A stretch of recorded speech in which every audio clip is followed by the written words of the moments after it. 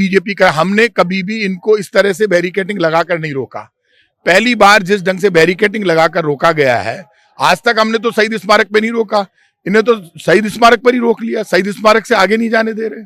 तो ये डेमोक्रेसी है क्या? जो काम बीजेपी कर रही थी तो टकराव की स्थिति पैदा कर रही है।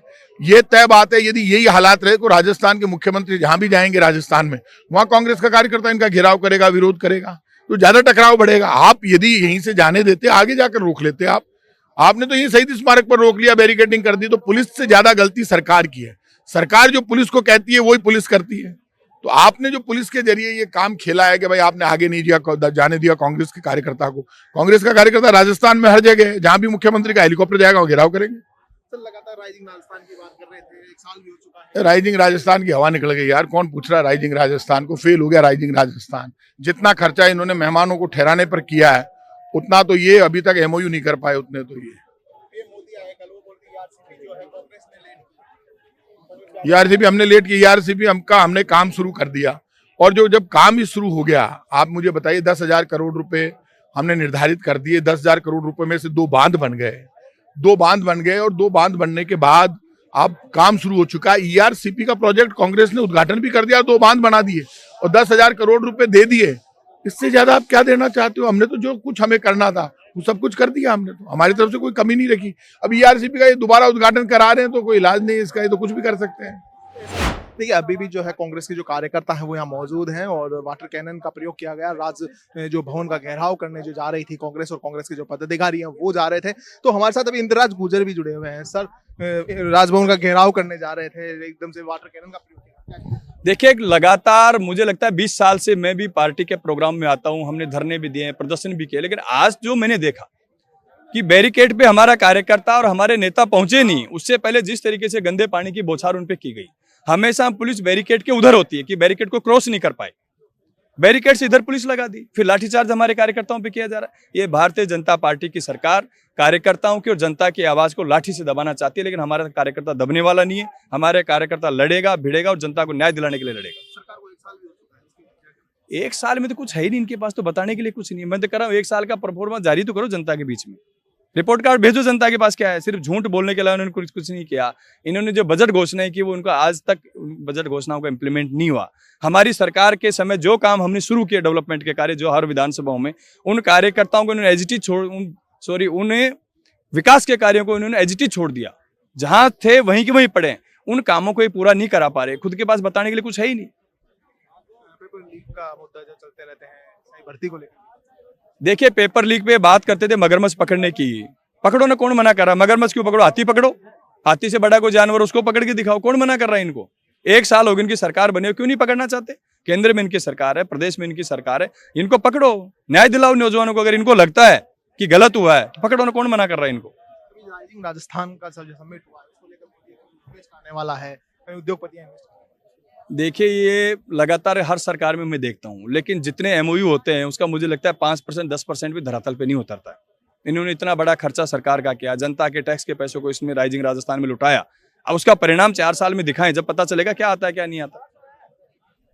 और ईआरसीपी को लेकर कल पीएम आए थे, उद्घाटन भी किया। उन्होंने कहा कि कांग्रेस की वजह से ये लेट हो।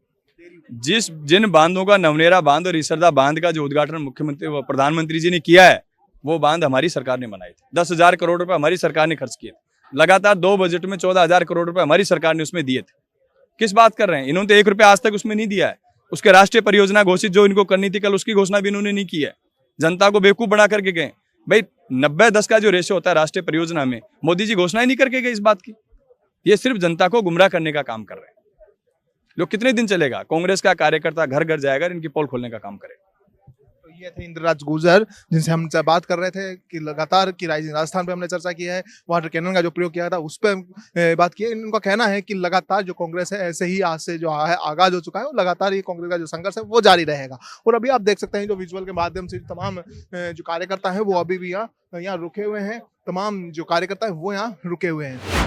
हमारे साथ एनएसयूआई के प्रदेश अध्यक्ष जो है विनोद जाखड़िया मौजूद है। सर, कहां से कहां तक आप मार्च कर रहे थे और वाटर कैनन का उपयोग फिर किया गया? देखिए, राजस्थान की दमनकारी नीतियों के खिलाफ आज हमारा ये आंदोलन था। हम लोग चाहते थे कि शांतिपूर्ण तरीके से जो है हम लोग राजभवन जाएं, राजभवन में जाके अपना ज्ञापन दें। हमारे पार्टी के वरिष्ठ नेता यहाँ मौजूद थे, लेकिन जो पुलिस प्रशासन ने जो है सरकार के दम पे जो है उनके इशारे पे मोटा पुलिस बल तैनात किया गया, हमें रोकने का प्रयास किया गया। एनएसयूआई के और यूथ कांग्रेस, सेवा दल, महिला कांग्रेस और मैन कांग्रेस के तमाम कार्यकर्ताओं पर इन पे देखिए आप वाटर कैनन चलाया गया और लाठीचार्ज किया गया। हम इनको कहना चाहते हैं कि नौजवान रोजगार की बात करना नहीं छोड़ेगा, उसको रोजगार चाहिए। आप जितना इन छात्रों को जो है प्रताड़ित करोगे, ये छात्र और उग्र होकर अपने हक और अधिकार के लिए आएगा। इसके साथ साथ हम लोग देखते हैं देश का किसान सड़कों पे है, देश का जवान सड़कों पे है, महिलाएं सड़कों पे है। ऐसा कोई व्यक्ति नहीं है जो आज सड़कों पे नहीं है। इनकी दमनकारी नीतियों के खिलाफ जो है एनएचओआई राजस्थान का कार्यकर्ता मजबूती से लड़ेगा। सरकार का 1 साल हो गया है और सरकार कह रही है कि हम लगा 1 लाख भर्तियां जो है वो देने जा रहे हैं। देखिए ये मूर्खतापूर्ण बातें हैं। सरकार ने तो वादा किया था 2 करोड़ रोजगार देंगे, अभी तक नहीं आए। खाते में 15 लाख देंगे, वो भी अभी नहीं आए। इनकी कथनी और करने में बहुत अंतर है। ये झूठ बोलना जानते हैं, ये आंखों में आंखें झूठ बोलते हैं। इनका केवल और केवल एक उद्देश्य है, राजस्थान की जो जमीन है उस पे इनकी नजर है। ये एमओयू सिग्नेचर करते हैं, राइजिंग राजस्थान कराते हैं, बाहर के उद्योगपतियों को बुलाते हैं और सस्ती भाव पे जो है उनको जमीन देते हैं, वो भी बैंक से लोन दिलवा के। तो ये केवल और केवल राजस्थान को लूटने का काम कर रहे हैं। नौजवान, किसान सबको लूटने का काम कर रहे हैं। इनके खिलाफ मजबूती से हम लोग खड़े होंगे। लगातार पेपर लीक का मामला बनाया जाता है, ऐसा ही भर्ती है जो उसके खिलाफ जो है युवा उसको रद्द करने की बात करते हैं, तो उसके बाद तो क्यों नहीं किया? आप जांच करनी चाहिए, ये जांच का विषय है। कौन कौन दोषी है उनके खिलाफ कठोर कार्रवाई होनी चाहिए। लेकिन ये केवल और केवल मूर्ख बनाने का काम करते हैं, जनता को आपस में लड़ाने का काम करते हैं, झूठ बोलते हैं, नौजवानों से झूठ बोलते हैं, किसानों से झूठ बोलते हैं। तभी तो उसका नतीजा है कि आज राजस्थान हो चाहे देश का दिल्ली का बॉर्डर हो, सब के सब लोग जो है सड़कों पे और उनके खिलाफ मजबूती से लड़ रहे हैं। तो ये थे विनोद जाखड़ जो एनएसयूआई के प्रदेश सदस्य थे। इन्होंने कहा कि लगातार जो है एनएसयूआई जो है जो कार्यकर्ता है वो लगातार संघर्ष करता रहेगा अपनी मांगे मनवाने के लिए और रोजगार, बेरोजगार और युवाओं के लिए सड़क पर ऐसे ही आंदोलन करता रहेगा।